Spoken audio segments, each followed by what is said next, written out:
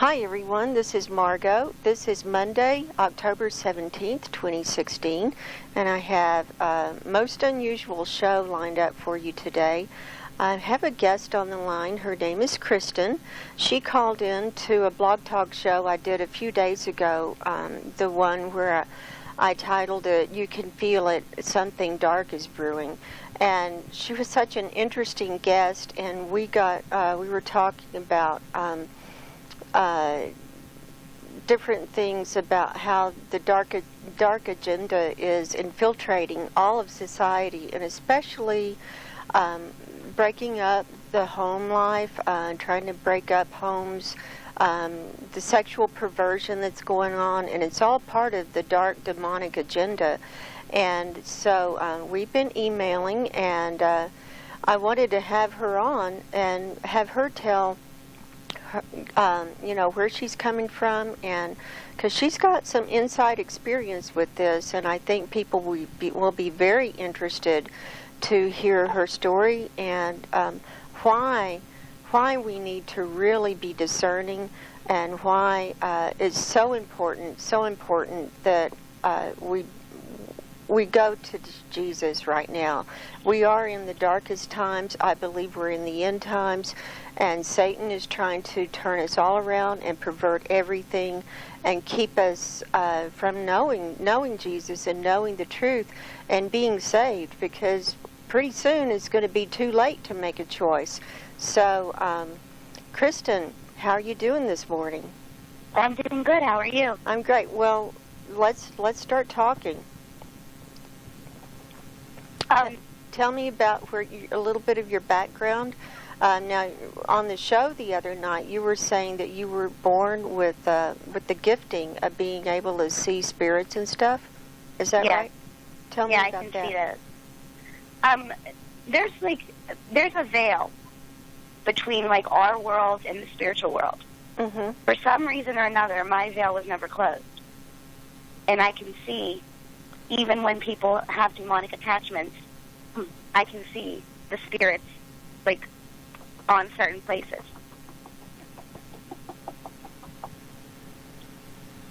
A lot of times people carry them on their back, and that's why when people are really stressed out or going through rough times, they'll feel pain in their back.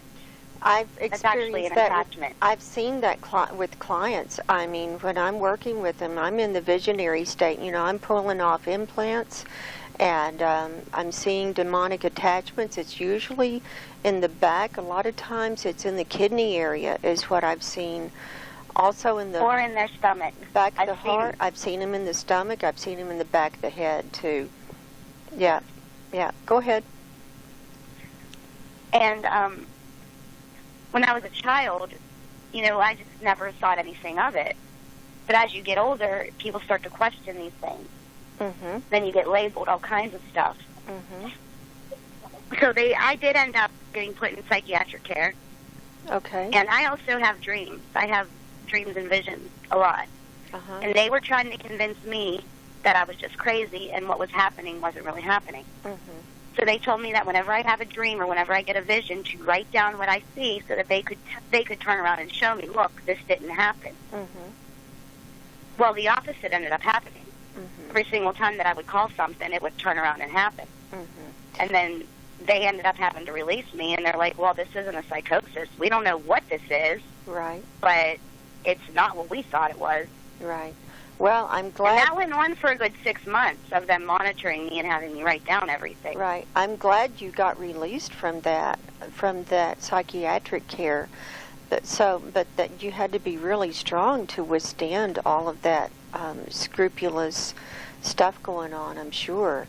Well, they were trying to convince me that my faith and my hope and what I thought was going on was just some type of delusion, because I had a lot of significant traumas happen to me. Mm-hmm. And they're like, no, this is delusion. This is because of this trauma. This is because of this. This is because of that.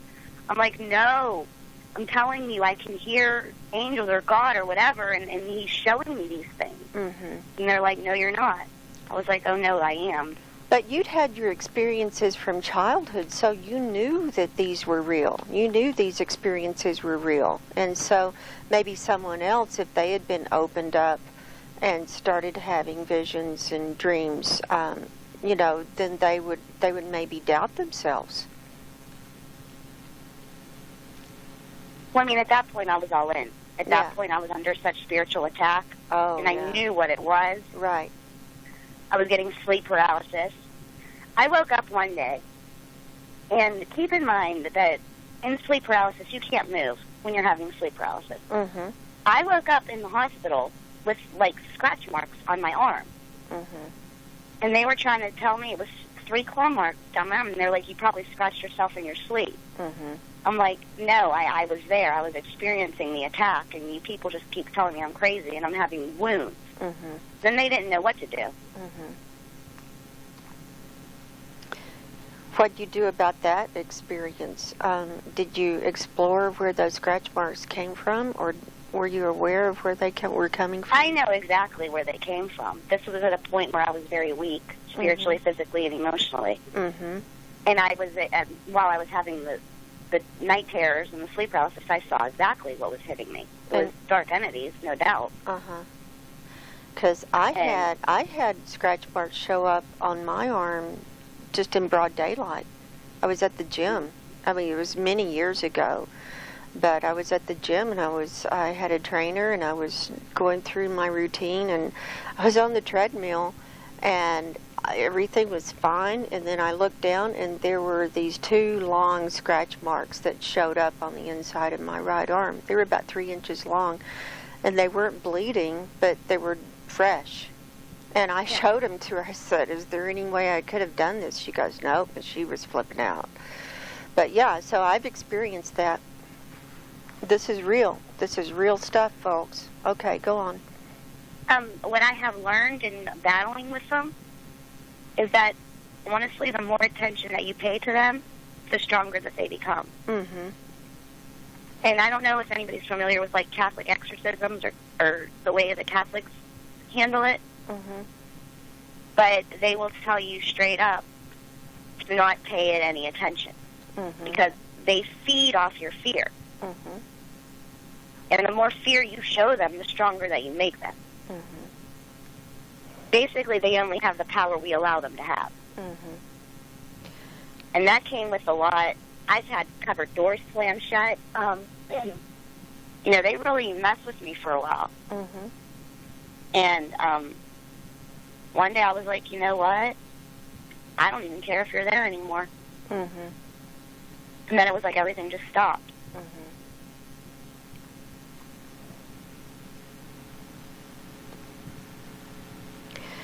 So, it was probably the weirdest experience I've ever had in my entire life. Yeah.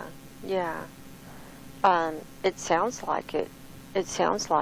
So, now you'll be 35 years old pretty soon. So you've had some life experiences, and you wanted to talk today about how the family structure is being torn apart because of sexual perversion and stuff like that, which I'd love to get into. So okay. where do you want to start with that? I want to start by talking about just the family structure in general. All right. Now, the way that the family unit has always worked for a long time was the male was the provider and the protector. And that goes back 60,000 years. And the man covered the wife covered the children, and God covered the family. That's how it was supposed to work. Now, this all began I would say, during, the women's liberation. And I'm going to sound completely, people are going to not like what I'm going to say, but I'm going to say it. When women started entering the workforce, there became 2 heads of a family. And there can't be 2 chiefs. And we're seeing divorce rapidly increase. We're seeing men who don't even want to take responsibility for children anymore because when they grew up, they didn't have a dad, and their moms did everything for them. So they don't even really know how to be a caregiver or a protector at all anymore. We're seeing teen pregnancies like we've never seen before. It's actually like they glamorize it and give it a TV show. Mm-hmm. And then we get into homosexuality and androgyny, which is just another way to pervert our children. Mm-hmm. When our children no longer know that if they're a boy or a girl, we have a problem. Right. I agree. And the way people will say, you know, back in the day, women were so repressed and so beat and so this and so that. I was like, well, I don't know. I don't recall my grandma's ever taken any crap off my grandpaps. Yeah. You know, like, the way my grandparents were, when my grandmother stayed home and took care of the children until they went to school. And then she got bored. So she started a cleaning business. And she went and cleaned houses just to make herself some money and have something to do. My grandfather never took a penny off her to pay any of the household bills. The household bills he covered. You know what she did? She saved that money and took her sister and her best friend to Vegas. They went on a trip. Mm-hmm. And we have this liberal agenda where people are convincing us that women who stayed home and did this and did that, they were just so beat on and they had no control over their lives and they didn't have any say-so. But that's not true at all, because men used to work a lot harder to keep a woman. Mm-hmm. Did it happen? I'm sure it did. It happens today. It happens today more often than it did back then. Well, and, you know, when women are able to stay at home and take care of the children, they grow up knowing love. They grow up knowing security. Knowing that security. And, you know, my mother, she stayed home and took care of me until I was in, I guess kindergarten, you know, but she was a teacher, and so she would get off work at the same time. You know, I would get out of school and stuff, and so she would be home when I'd come home, but she was at home my formative years, and I think that's very important, because otherwise the kids are thrown around from different caregivers and different schools and, you know, stuff like that. And you don't know who these people are who are taking care of the children. You don't know what kind of food they're getting. You don't know what kind of interaction they're getting with the other kids. And it's just, you know, it's very scary. It's very scary. And this all started with the technological revolution. You know, when technology came in, and then the economy, it started costing more to live and everything, then it got to be, well, we needed two incomes also. And that's one reason women work now, or in the workplace. They're forced to be in the workplace because you can't make a living. You cannot live. I mean, times have changed from when my parents were, and my dad was supporting us, and he did that. He was able to do that, and but you know, times have changed, and you cannot live a whole family with four people on one salary. It's just almost impossible unless the guy's making a lot of money. When me and my husband and our children were little, we lived off his income. However, we made sacrifices to do so. Mm-hmm. There was one vehicle. Mm-hmm. There was a modest house. There was no cable. Mm-hmm. But to be honest with you, I didn't want my kids sitting there and watching TV anyway. Right. And when I stayed home with them, we would go to the park. We would go on nature walks. We would do, I would basically take them like, they were in school with me from the time they were born. Mm-hmm. My kids knew the alphabet when they were 3. Mm-hmm. As of now, they're bigger now, and every single one of my children is in advanced classes. Mm-hmm. That's great. And I mean, yeah, you can do things, but you have to be willing to make the sacrifices to do so. And you have to put what's important first. Right. Is having a brand new car, 5 or 6 brand new cars, more important? Or is giving your child peace, comfort, and education more important? Right. And a lot of people are homeschooling now, which I think is great. I think it's great. And the kids are, home and in a protected environment and not subjected to a lot of the stuff that's going on in schools that are really, feeding the dark agenda.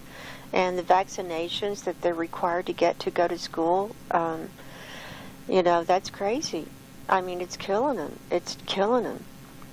Well, this is what my little brother had LGBT Day at his school. He's 14 years old. Mm-hmm. And they wanted everybody to dress in rainbow attire to support the gay rights movement. Mm-hmm.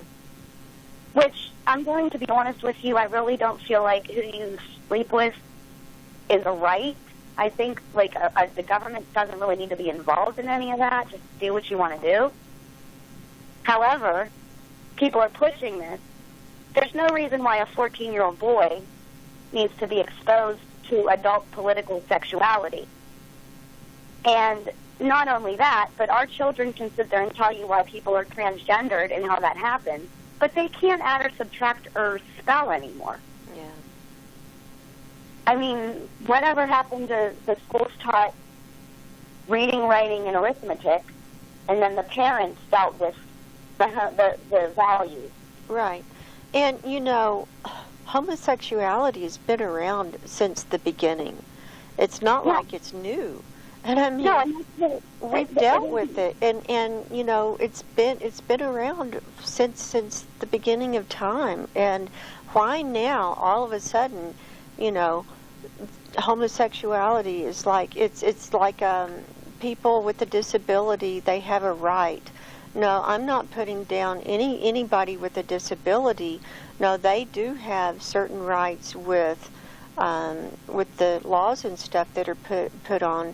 But homosexuality is a lifestyle. It should not have its own rights politically. It is a lifestyle that is chosen. Yes. And that's where, people will often misunderstand me whenever I talk about this, because they're like, well, you hate people. I said, well, that's not it at all. But if I saw somebody with a heroin needle, stuck in their arm, I would tell them they shouldn't probably do that. Right. And it is a lifestyle. And I came from a background where I have been involved in sexual perversion. Yeah. And I have been in gay clubs. And it is exactly what it's about sex. It's not about love. It's about sex. Right. And that's the truth. Right.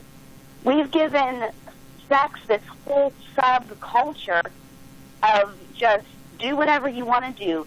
Screw as many women as possible. Be gay. If you want to be a boy today, go be a boy today.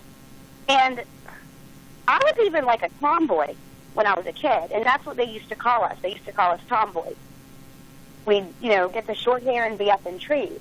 When I outgrew it, but at the same time, though, nobody took me to therapy and tried to convince me that I really wanted to be a boy, because I really didn't. I just like to climb trees and play in the mud. Yeah. I did too. I was a tomboy too. But it didn't make me gay. Yeah. It didn't make me want to be a boy. No. And now I think that whenever, because of the way the society has pushed this, children will experiment. My son has put on my heels. He has gotten into my makeup. Only because that's just, children explore things. They play with things. They try things. I never once thought that he really wanted to be a girl because he was playing in my shoes. They just get into stuff. My daughters have put on their dad's work boots. It's just what kids do. Right. If your child picks up a rock, you don't say, well, he's going to be a geologist when he grows up. Right. Yeah, you just never know. And right. You need to let them be who they're going to be without influencing them. Right. But give them the opportunity to be what God made them to be. Male has certain hormones and certain attractions and stuff naturally without perverting it, and female exactly. the same thing. Same thing. Let's talk about some of how the demonic agenda is like infiltrated everything, and it started a long time ago. Pornography is one way that people have been influenced, and it's an addiction. And I've been involved with men who were addicted to porn, all different kinds of porn, whether it's internet porn or the magazines. Back when I was growing up, it was magazines, because that was before the internet.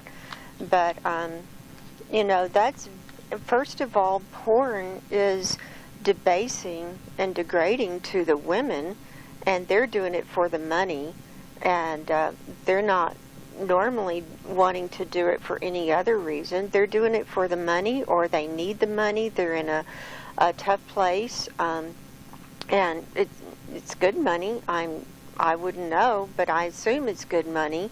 And then the guys, it's all about getting off, and it's all about living in a fantasy world, and like their partner is not good enough, because and this whole thing about pornography is, it's the perfect woman, and it's this big fantasy, and it's the perfect woman, or she has to have big boobs, or they want little boobs, or they want this kind of sex or that kind of sex, and they can experience it in this big fantasy through pornography.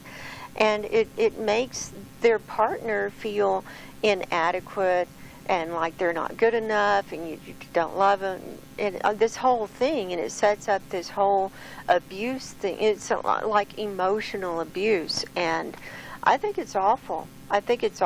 So tell us about your experience with that. Well, I did do some nude modeling and some stripping, and a little bit, I was on the internet and some pornographic videos. Uh-huh. The man that I'm no longer with, my children's father, was actually who uploaded the videos. Oh, wow. I had, this is a long, boring story, but anyway. Well, I don't think it's boring. I want to hear it. He actually ended up relapsing. He was a drug addict. He's a crack addict. He ended up relapsing. Okay, now, was this your husband? Yes. Okay. He ended up relapsing. Okay. And he got kind of desperate for money, and everybody would tell him how pretty I was and how, just constantly, because I wear a size 4 and I have D cups. I mean, I'm just a small, petite, I look like the women in the freaking, right. It is what it is. Right. So he started recording what me and him did together, and then he sold them to the internet. Oh, my God.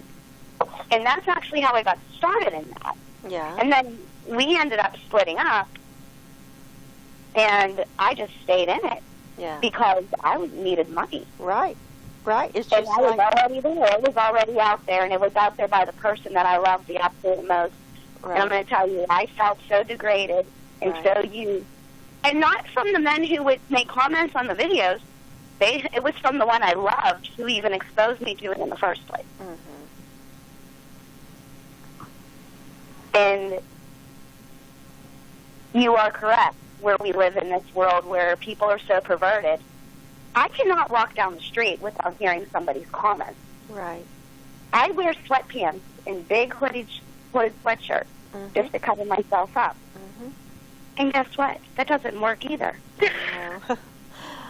Well, and they like your energy, and they're drawn to your light because you're a bright light too. And well, yeah, my light came with a lot of work.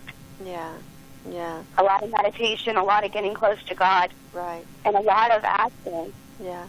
So I was actually molested as a kid, and this is just has been my cycle. Uh-huh. Once that doorway's open. Mm-hmm. It'll hit you, and it'll hit you, and it'll hit you, and it'll hit you. And that seems to be my battle.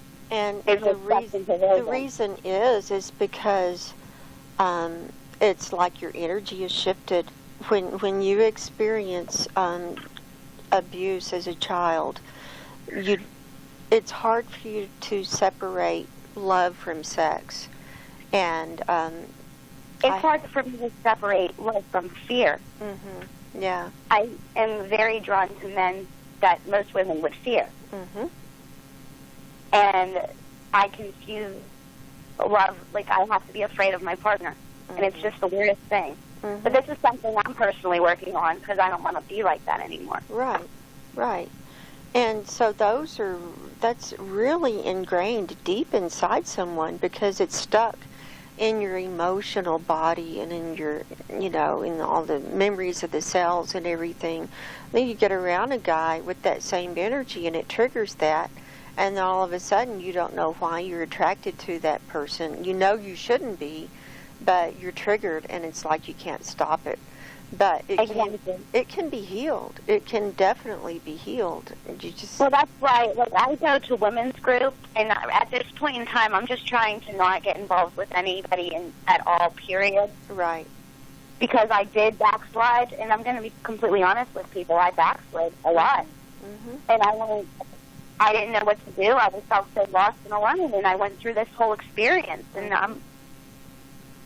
I saw things that most people should never see. I've experienced things that nobody should ever have to experience. Mm-hmm. And it was done to me by the very people who were supposed to love and protect me. Right. Right. And this wasn't strangers who hurt me. These were the men I love. I know. And that's what's so sad because then, once you put your whole trust and faith in that person, then they turn around and betray you like that.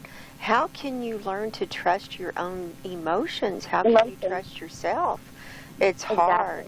It's hard. And it's very hard. And when it comes to other people right now, I just don't trust my judgment with them. I know. It's awful. And I think a lot of people are in the same boat here, and they don't know how to trust themselves. But, as you're working through your issues, you're going down through the layers and uncovering them and bringing them to the light of God and bringing them to Jesus. And I'm thinking He's helping you. And in my work, we bring those emotions up and we look at them and see where they're coming from, and then they release them. And Jesus and God help me, to just bring forth these things.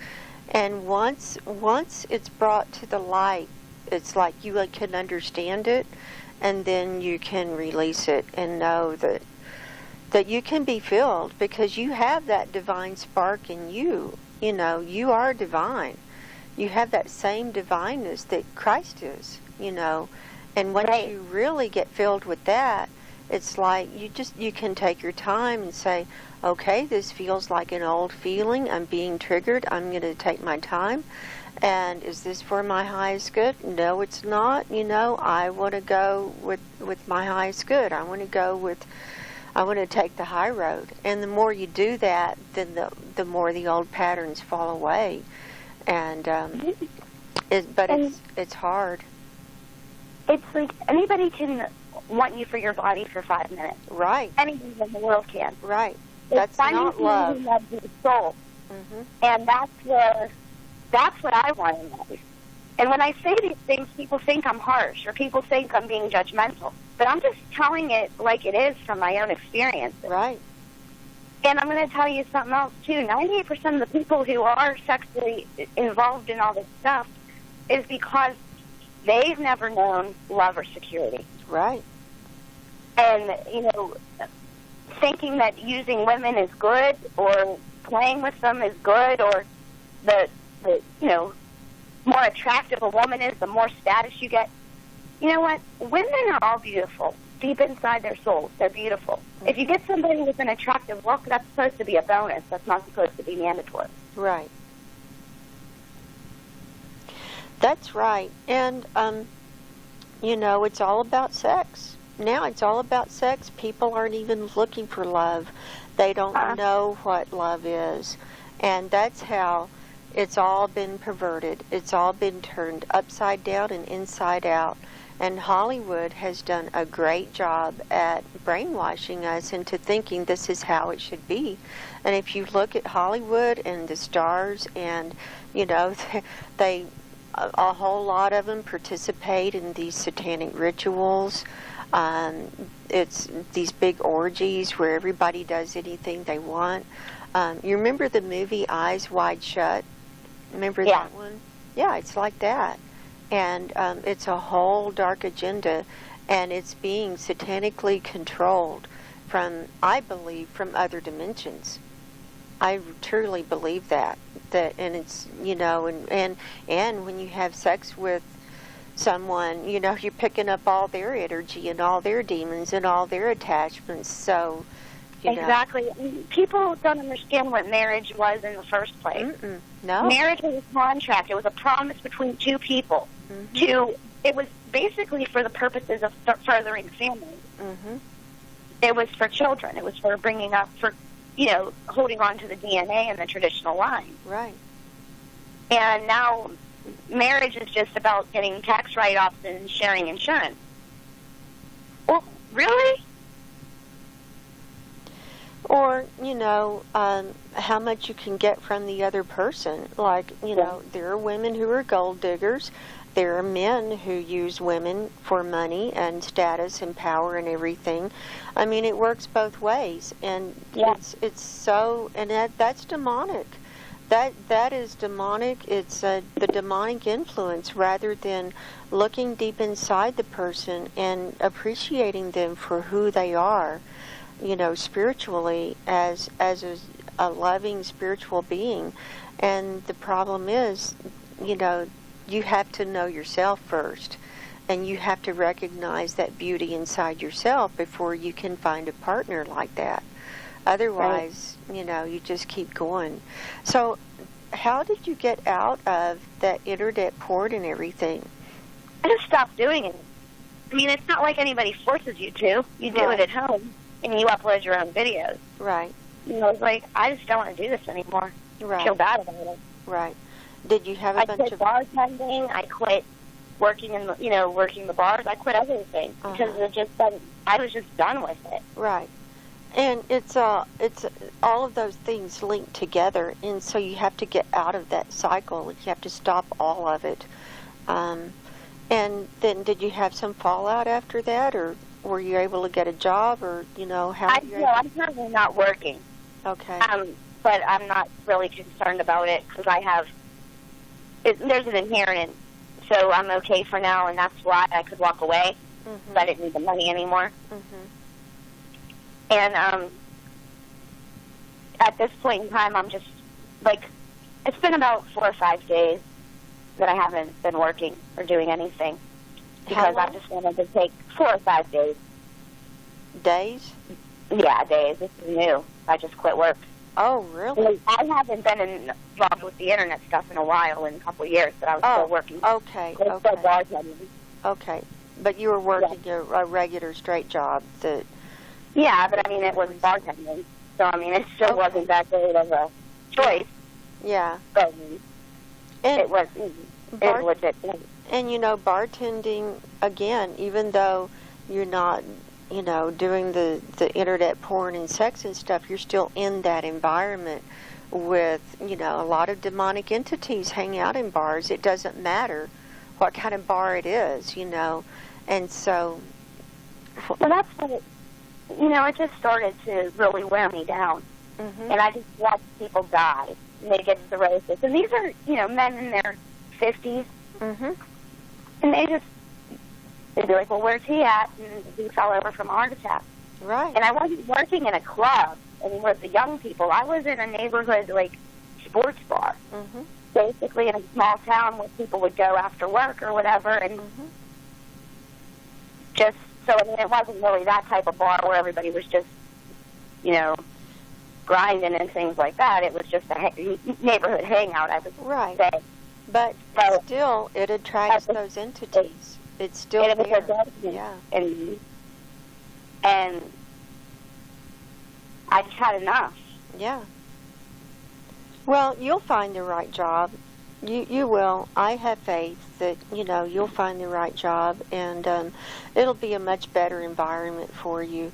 But it sounds like you're making some huge, huge changes in your life and really turning things around. And what else do you want to talk about today? I have been when I had my children, Mm-hmm. I had quit everything. He was sober, Mm-hmm. and we were in church. We were at church every Sunday. I go to women's group every other Monday, Mm-hmm. and every Wednesday we'd be at Bible study. Mm-hmm. And our life was so much more peaceful. We didn't have finances. We weren't rich.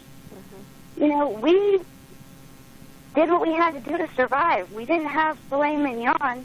We had hamburger helper. Mm-hmm.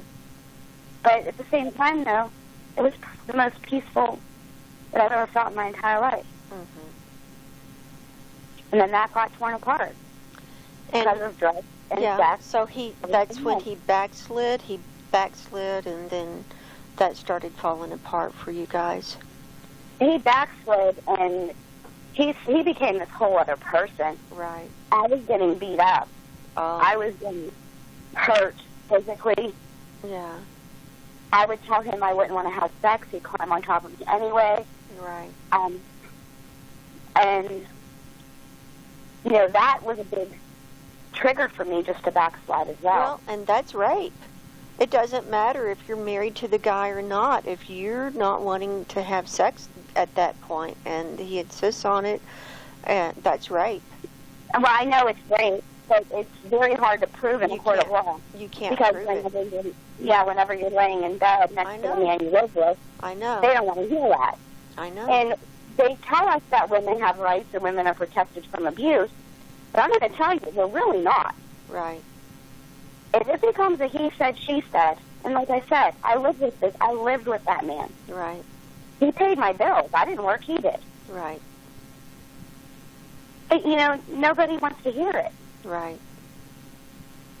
Then they're like, well, we can't prove it. You did live there. And, you know, and I'm sure that happens probably more often than we would even like to imagine. Oh, yeah.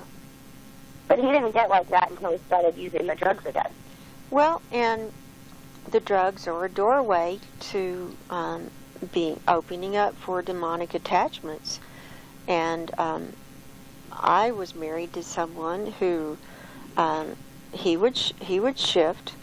He would shift and change and attack me in the middle of the night and wake up, and he'd be asleep, be doing stuff in his sleep, and I'd have to wake him up and say, "What are you doing?" You know, he goes, "Oh, I didn't realize," you know, and he was demonically possessed, I think. So, and you know, it's hard. It's hard when you're married to him, and you can't just walk out. You know, like if you're just living with someone, which, you know, traditional Christian policy is you don't live with someone. You know, I mean, you don't live with someone before you get married. You don't have sex before you get married. I'm not that rigid, but No, I'm not either, really. I think you need to, you know, kind of know what they're going to be like before you do tie the knot, because, you know, if it is going to be someone you're not compatible with, you don't want to be committed to them, you know, like that. But we were together for 9 years and had 3 children together.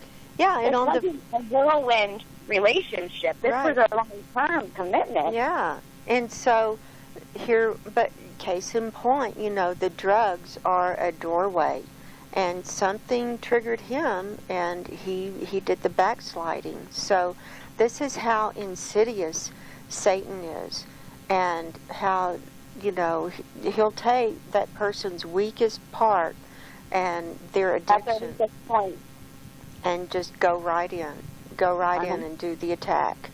And that's what I have come to learn. It's that when you're at your weakest point, at your weakest time, with your biggest weakness. Right. That's what he's going to hit you with. Right. And that's what we're coming up against in the future. We are coming up against that, and people are not going to know what to do, and they're coming under a lot of attack. I'm having people contact me right and left asking me for help because they're seeing demonic influences in their lives, and their lives are falling apart. is not taking things away from us because he wants to give us better things. He wants us to grow as people. Mm-hmm. So discernment is very, very important here because I spent a lot of time chasing somebody that I had no business even wanting. Like, when he left, I did everything in my power to try to get him clean. I wasted a lot of my own time trying to fix his problem. Mm-hmm. And I missed my own blessings or what I could be at this moment because I was too busy worrying about what somebody else was doing. Right. And sometimes when somebody leaves or God takes somebody, the best thing to do is let them go and find your own new path. Absolutely. And that's codependent behavior when you're trying to fix someone else instead of fixing yourself. So that's another thing that I have learned. And I do secular therapy. Mm-hmm. And that's one thing that I'm very good at being a codependent. Mm-hmm. My father was drunk. He was an alcoholic 10 years before I was even born. Mm. I've never spoken to my dad one day where he was sober. Oh. Not in 35 years. Yeah. So I didn't exactly have to me, that's normal. Mm-hmm. You know, like so when he would behave in certain ways, like my father, you know, like when other people are just behaving like that, I'm just assuming that's my normal. Mm-hmm. And I think that's another thing people don't understand. Right. That's just how I think people are. I know now that's not how all people are. Right. But that's just how it was for me. Well, you'd be surprised, Kristin, how many people grew up with alcoholic parents, one or the other. It's not unusual, and they have the same problems you have. They have problems with codependency. They take on other people's problems. They think they can fix everything. They think if they could only be perfect or do everything right or love that person enough. That's a big one. Yeah. Perfection is a big one, especially with me. Right. I have the biggest. Everything has to be perfect. I'm a 35-year-old mother of 3. Mm-hmm. 3 babies. Mm-hmm. I run 4 miles a day. I do not eat junk food. I am just obsessed with the way that I look to the point where it's not even healthy. Mm-hmm. Because I think that if I just put on that act, then everything will be okay. Mm-hmm. And it's not okay, and you know it. No. And the biggest lesson I learned, that I have learned, and I've really, really started getting it in the last couple of years, is letting go of control. Yes. That's a huge one. We think we have control. We want to have control, but you know, we don't even know what we're supposed to be doing. We think, well, we have to have this outcome or that outcome. But what's been a real blessing for me is learning to just let go for whatever is in my highest good, and then let it happen. And life is so much easier. And you know, my prayer every day is, dear God, dear Jesus, I just ask for everything to happen for my highest good and the highest good of everyone around me. Your will, whatever it is, and show me what I need to do. Lead me and show me and guide me. And life has gotten a lot easier. And I'm not hurting for anything. I'm doing better than I have done in decades, literally decades. And I help people and I teach people how to do this in their lives. I mean, they're having amazing miracles happen. I mean, they're being healed literally of lifelong things that have been wrong with them. And it's all because we're locked in. We're locked into this big control thing, and it's satanic, and it's all a lie. It's all a lie. Well, that's what in the book of, I believe, Proverbs, Solomon wrote, pride goeth before the fall. Right. And when we think that we're in charge of anything, or we think that what we're doing is we can boast about, that's when everything will fall apart. Right. Because we are not in control. We're not. We're not, and we never have been. And that's what, you know, I went to college, I have a CNA, Right. I built myself up. And at the end of the day, everything came crashing down on me, and I ended up exactly where I started from. with a bunch of drunk, abusive men. It didn't matter. I had emotional stuff that needed to heal before I could ever move forward. Right. Because you're going to keep being put in the same situation until you learn the lesson that you need to learn. Right. And I didn't even really put myself in that position. I was homeless and somebody offered me the job. Right. I was like, I'm taking it. Right. I hear you. That's great. And it was like the circumstances that led me right back there were not something that I purposefully did. Right. It's just what happened. Right. That just gave me a lot of clarity, actually. You're going to keep being put in the same position until you learn the lesson. Right. And, you know, just let go. And I know it sounds flippant, let go and let God, but that's basically what it is. Let go and be guided for your highest good. And we don't know what God has in store for us. And so if we can put limitations, you know, when we say, well, I need this certain job, or I have to manifest a man, or I have to manifest this and that, and it just drives me up the wall. And it's like, you're not going to manifest crap. Anything. You're not going to manifest anything. And you're limiting what God might have in store for you.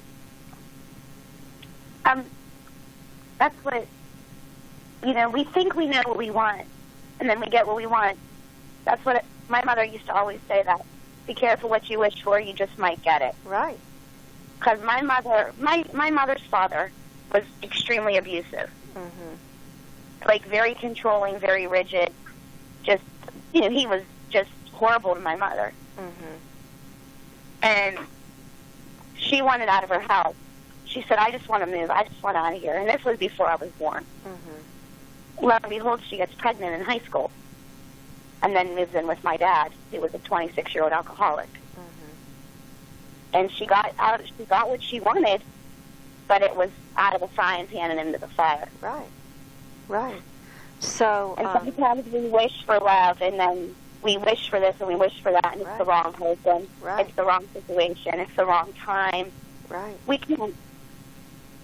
We got to just go with the flow. Absolutely. Absolutely. Whenever you get involved and you try to make stuff happen, that's where the pride comes in, and you think you know better than God. Right. And we don't. And that's exactly what got Satan in trouble.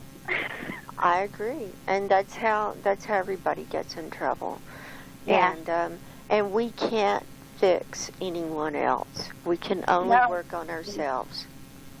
You got to love people for who they are, right, and accept them for what they are, and you have the choice: do I allow this person in my life, right, or do I not? Right. Absolutely. And that's what my last relationship, that I was dating somebody, and he really just made me see a lot of myself, and it just wasn't who I wanted to be. So I started making changes to get back to where I was. I was teaching the Bible.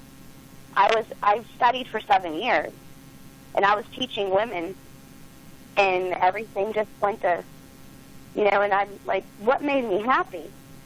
And I was like being in church and talking to the younger women and trying to help them through what they needed to be helped through because they actually wanted to help. That's what made me happy. All this, running with a biker, doing all this craziness, that's not making me happy. Not. So that's when I said I'm done, and I started just going back into church, which was a big step for me because I was really mad at God for a really long time. Yeah, well, that's understandable. Because I'm sitting here trying to control people, and then I was reading my Bible, right, and then it just kind of, like a light bulb, not even God can control people. Right. Not even God can do that. Right. So why do I think that I can? Why do I think that I can fix people? Right. I can't. Right.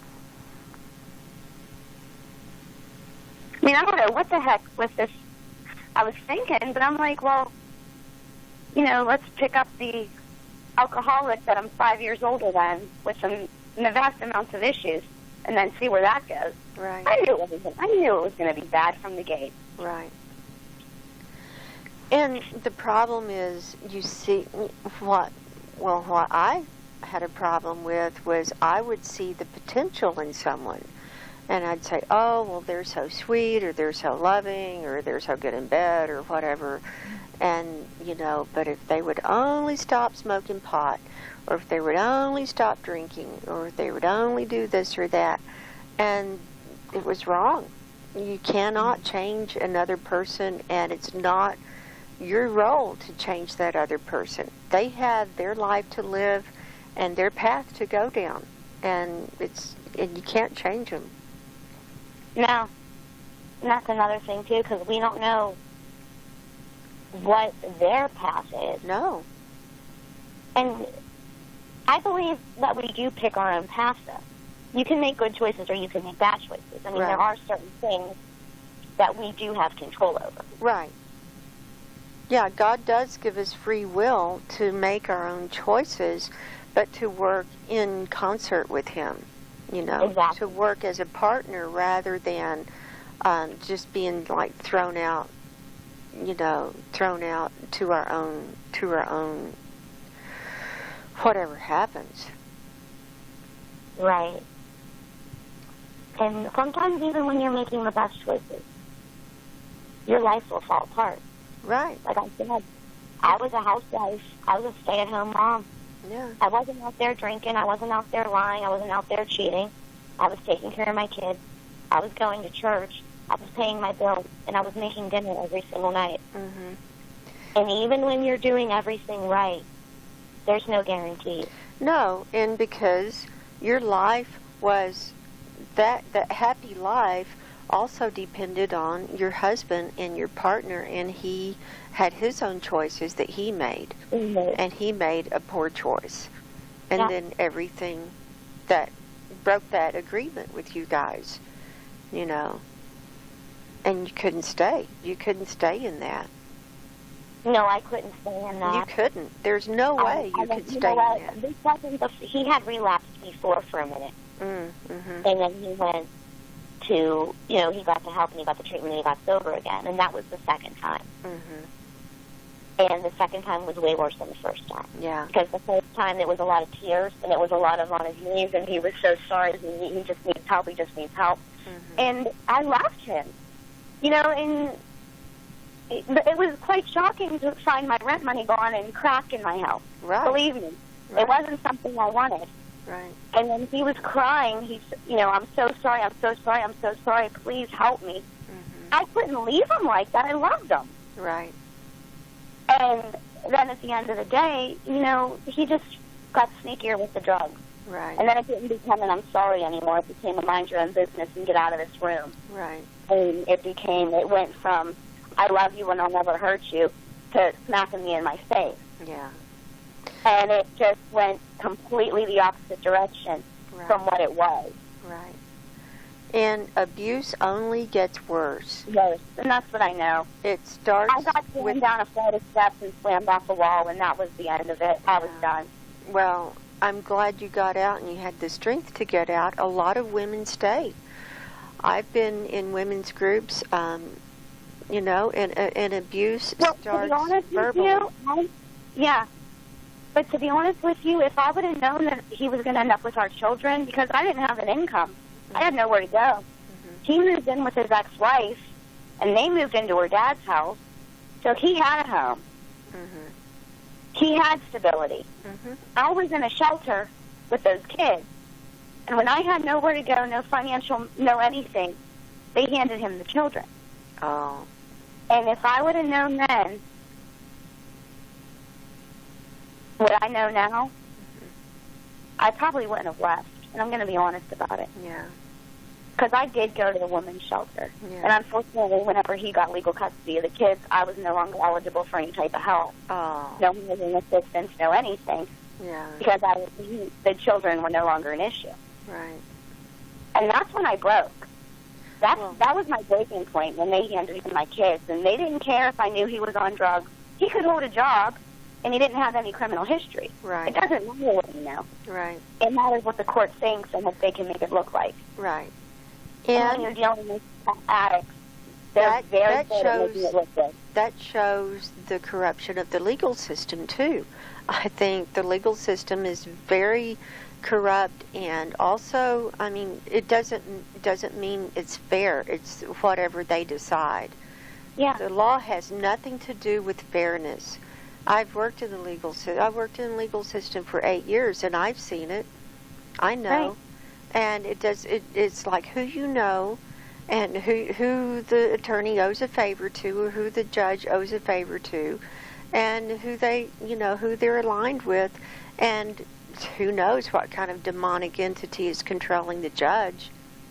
Well, I mean, it basically came down to, because I had chosen to be a stay-at-home mother and we had nothing left, I had nothing. Yeah. And he moved in with somebody else and had everything. He had a vehicle, he had this, he had that, because it was all actually hers. Right. And it came down to where would the children be more stable. And they would be more stable in the two-parent home where they have the income in the home and this, that, and the other thing. Right. And I'm like, but it's not what it looks like. No. It's not what, that's not how they are. I knew for a fact that he only married her in the first place a long time ago because she enabled him to use drugs. Right.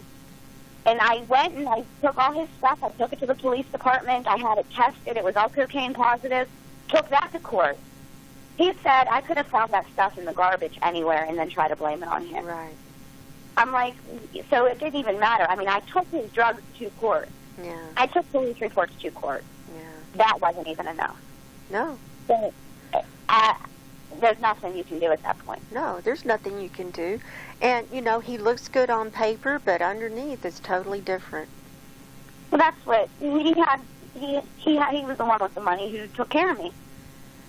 And at the end of the day, that was, it was fine and good while it was happening. Right. But it left me with nothing when he made that decision. Right. Well, you have really been through it, Kristin. Yeah. You've I really have. been through it. You're a strong woman, and, I honor you. I honor you, and I just pray for you to just keep moving forward and, letting go of all that past and all the hurt and everything, because and I know that God has a bigger plan for you. And that's what I think, too. Everybody tells me that, I glow. Even people who don't know me say, they call me Sparkles. Mm-hmm. And I don't know how or why, but I take that as just the grace of God. Mm-hmm. Because after everything that I have endured, I'm still trying. Mm-hmm. I'm still trying to follow the correct path. Mm-hmm. And I am not perfect. And I'll never claim to be perfect. In fact, I told somebody one time, I'm like the worst Christian ever. They're like, why? I'm like, because I just make so many mistakes. Yeah. And they said, we all do. We all do. We all do. Yeah. Well, and the first thing is admitting them and being aware of your behavior. And then you can bring that to light and then let it go. It's not like you have to keep doing it. No. No. But it actually opened my eyes to, after all this happened, that I had a lot of stuff that I was carrying for a very long time that had never been healed. Right. And, most people do, and they jump from one relationship to the other and don't take time to look at what happened in that relationship, what made it go south. Because usually people are happy at some point, especially if you've been married for 9 years. You were happy at some point, but then what happened, what came up in you, what made you go back into old behaviors, what do you have to heal from so that you'll be healthier and be ready for a healthy relationship?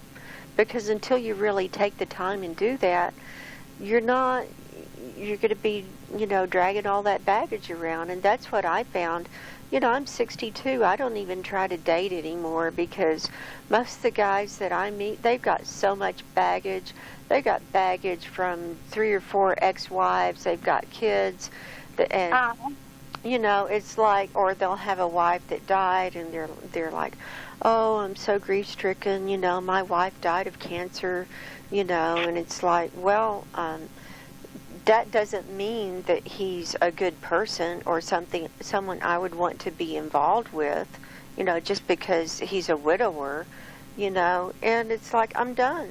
I'm happy just to be on my own and just living my life and not have to worry about that. So. You know what, and that's where I got to, too, and I'm like, you know what, I'm just attracting the same old stuff. Yeah. I'm attracting these great, big, violent, scary men. Yeah. I'm attracting this, and I'm attracting that, and my question is why? Right. And until I heal from whatever it is I need to heal, I don't want to be bothered. Right. And that's probably a real good decision and a real good place to be. And if you can keep from getting too lonely, and the loneliness is the hardest part for most people. Well, that's why I started missing my friends. Like, I haven't even stepped foot in the bar in 4 or 5 days, and I was there every day. Right. And I have a lot of people down there who were my friends. Right. And I'm like, well, now I don't have any friends. I know. So now but it's opening up so you can create a new kind of friends, new circle of friends that are going to be healthier and better for you. Yeah. Yeah. So that's what I used to be out until 2:30 or 3 o'clock in the morning, just at work. Mm-hmm. And now I sit here all night long in the dark, all alone. And I'm like, oh, this is terrible. Well, it's a new opportunity for you. It's a new opportunity, and we met. It's no coincidence we met. It's no coincidence you called in when I was doing a show. I never plan on when I'm going to do a blog talk show. I just go on when I feel led to. And then if someone finds me and wants to talk, I'll talk to them. And so that's no coincidence. That was all, we were brought together, Kristin. And I believe that. I totally believe that. And thank you so much for our conversation today. I think it brought a lot of light for a lot of people, and people don't understand how they're being manipulated because it's so ingrained, and they've been doing it all their lives, and they don't realize that they've been under the control of the dark side, and they've given over to it. And communism worked like that. Communism worked by breaking up families, and the state would take care of the children. Mm-hmm. And that's how the Nazis worked with the Nazi youth. Oh, yeah. That's how Stalin worked. That's how they would institutionalize raising children. It no longer became about the family. It became about what was for the supposed greater good. Right. Well, every single time they did this for the supposed greater good, the civilization itself collapsed. Oh, they all fell apart. And you remember Aldous Huxley's book, Brave New World? Have you read that? No. Oh, you should read that. It's set in the future. He had inside information. He wrote quite a few future science fiction books, but Brave New World was all about the future where people were all drugged up.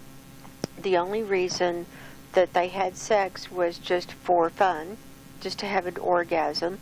But the babies were made in test tubes, and they had the whole facilities where the babies would be just in rows and rows and rows, and then they'd be brought up by, I can't even remember. I have to read the book again. But there was no family structure, and you could have sex with anybody you wanted. Or if you wanted just to have an orgasm, you could step in this machine and have your orgasm. And there was no love. And the guy who was the main character, he went against all of that and everything, and he ended up dying at the end, being crucified, basically. But you should read that book, Brave New World, and you will really relate to that. But yeah, there was no family structure. But that's how it's set up. And with transhumanism coming online and all the genetic modification that started with plants and now it's gone to animals, and they're modifying humans. And with all the chemtrails, it's all that crap coming down in the chemtrails is modifying all of creation. It's modifying our bodies. It's modifying the trees, the plants, the animals, the water. I am in Pittsburgh, Pennsylvania in mid-October. It should be very cold right now. You live where in Pennsylvania? I'm in Pittsburgh. Near Pittsburgh? Yeah, I lived in Scranton for 4.5 years. But I know where Pittsburgh is. Mid-October. And it's currently 78 degrees. No, it should be almost wintertime there. Yeah. And I remember when I was a kid, we would be trick-or-treating in the snow. So it would be snowing by now. It would be cold. Uh-huh. It's not getting cold. It's not, but even at night, last night I was sitting outside in a pair of shorts and a T-shirt. Yeah. It's mid-October. Yeah. This isn't normal. No, it's not normal. Everything is changing. The world is changing. It's all being controlled. It's all being GMO'd and controlled. And we're headed to real dark times. And the machine is taking over. I don't say what I say because I hate anybody. I say what I say because the love of God is in me. And I don't want people to be lost and distracted by this stupidity. Right. And let's be honest here, it doesn't matter which freaking bathroom you use. This is a distraction from what's going on. Right. Absolutely. It's a distraction from we're being controlled. It's a total takedown, and we're headed for bad times. And people need to wake up and get that God connection back and get Jesus back, because Jesus is the one. People need their fear of God back. Mm-hmm. And I don't know who did it or when they did it. There's this whole movement where, Jesus is just this all-loving hippie who doesn't care what you do. And I'm going to tell you that biblical Jesus, he did love everybody. But if somebody crossed him, he tore down, he destroyed a temple or two. Right. He had no issues telling people exactly what they were doing wrong. Right. He was not a wimp, and he kicked butt. He kicked butt. Yeah. He will tell you when you are doing wrong. He will do it lovingly, but he'll tell you. He's not going to sit there and he'll say he loves you, but he's not going to condone your behavior. No. And he came to show us how to live. He came to teach us the principles and show us how to live, and he is the connection. I didn't realize that for a long time, but then, a few years ago I realized he is the connection here. And when I started doing spiritual warfare, it was working, and I wasn't really totally convinced that he was the connection. And then when I saw it working, I'm like, wow, this works. And then I went through some health problems, and I called on Jesus, and he appeared to me and started walking with me and helped me heal, kicked Satan out of my body. My intestines were basically a battleground for Satan. And that's what's so funny to me, is that with all the historic religious figures, right? Mm-hmm. Nobody doubts that Muhammad existed. Right. Everybody agrees Muhammad existed. Right. Nobody doubts that Buddha existed. Right. Everybody agrees he was a historical figure. Right. When you get to Jesus, though, people want to tell you, you know what, that one never existed. Right. Well, neither did Socrates and Plato then. I don't know what you want me to say here, because we don't have any evidence that they actually existed either, except what was written about them. Right. Well, this is all more satanic mind control to get people doubting and to get people to see, that's the part go that's away. Fascinating to me. It's like all the men who pretended that they were divine are the ones that people are saying, oh, no, they were real. They were real. They were real. Mm-hmm. But the one who... This one, not so much. This one, people want to make you question. Mm-hmm. And that's odd to me also. And that should be a clue. Why is he under so much attack right now? Why can you not say Jesus is Lord and Savior? Why can you not say that? Why can't people with the Oscars thank God anymore? They used to be able to thank God. Yeah. In their speeches. They're not allowed to. I know. And, and I come from a lot of New Age background, and New Agers hate me.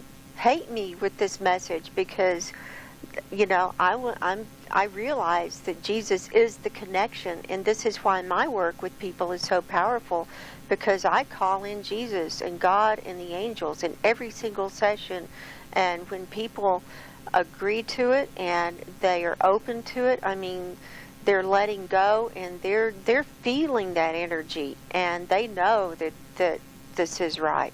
It's not a matter of belief, it's a matter of knowing.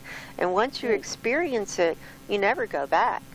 You never go back. I mean, that's all there is to it. But people have to have their own experience. Exactly. And I feel bad for a lot of the younger kids because they just don't have the foundation that we did. I know. Parents stopped going to church. Parents stopped putting their children in church. Yeah. It became, and when that started to happen, people lost. We lost community. Right. We lost families. We lost a lot when that started to happen. Right. You know, we have so many children on antidepressants right now. I know. So many children suffering with anxiety disorders. And people aren't putting it together. No, they're it's not. Because there is no family structure. Right. When mom is constantly stressed out because she got to work 5 jobs because she don't know where daddy is, and the kids are going from daycare to this place, to this place, to this place, and then finally home, they're a nervous freaking wreck because they never know what's going to happen. Right. And I'm not blaming the women at all, and I just feel like this is just a consequences of us choosing sinful ways as a whole, as a world, as opposed to living the way that we were intended to live. I agree. It's a diabolical perversion of God's creation. All of God's creation. All of it, across the world. And across the world, you'll see the perversion. Absolutely. Across the world, you'll see, you know, like if you get into the Muslim nations, you see the way that they completely mistreat women. Mm-hmm. And then, not all, I'm just saying general, as a general statement. Mm-hmm. And then you get to places where they'll worship women as goddesses, which is really just another perversion because they're worshiping her body. Right. And it's across the world where the family unit has been just completely wiped out. It's been torn apart. Well, I really enjoyed our discussion today, Kristin. I hope it brought a lot of light to our listeners. And, you know, when you have some more insights and want to share them with people, you know, we can do another talk and put it up. So I want to thank you for being there. Thank you for connecting with me, and thank you for agreeing to share your life and show people that, you know, there is hope. You know, if you're down and out, if you're on drugs, if you're a prostitute, or I mean, all, you know, it doesn't matter. Life can change. Life can change. Mm-hmm. All you have to do is call out and pray and ask for Jesus and God to help you. And be ready for the changes. Be ready and embrace it, because there is a better way. And there, you know, but you have to ask for it, and you have to be willing to make that change. And you have to really want it. Yeah. Because God knows, if there's one thing God knows, it's the human heart.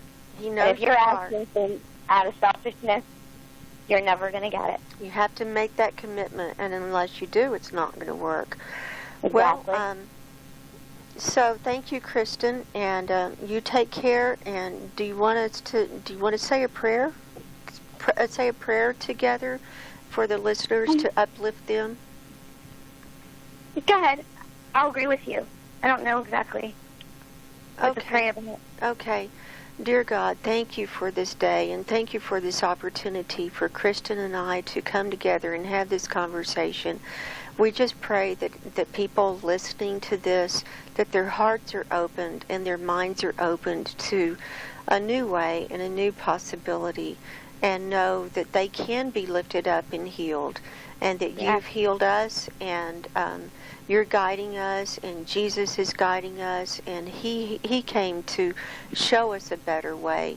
And we thank you for His presence in our lives, and make His presence known in everybody's lives, and show them how how they can change and open their hearts to you. And we just pray for protection and guidance in these dark days to come. And we know that you're here and will continue to provide for us. And just pray that, that our time is almost over here, because we know it's going to get dark. But we're willing to be here and be your servant as long as we need to be. All of these things we ask in the name of Jesus Christ. Amen. Amen. So that was our show for today. I hope you enjoyed it. And I want to thank Kristin again for coming on and sharing her story. She's such a brave, brave woman. She's been through so much. And it just goes to show how easy it is to be tempted, how easy it is to be seduced off of the straight and narrow and off of the path by the dark side, by people who you love, by people around you, your family members, society. I mean, it's just the way it is. And so I hope her message of hope and faith got to a lot of people, and she is a living example of someone who can turn their lives around. And she was Christian from a long time ago, and she fell off the path for a while, backslid for a while, but she's back doing the right thing now. So Kristin, thank you. God bless everyone, and until next time, this is Margot. My website is margoshealingcorner.com, and my YouTube channel is Margot's Healing Corner. So take care, shields up, and stay cloaked, and we'll talk to you next time. Goodbye.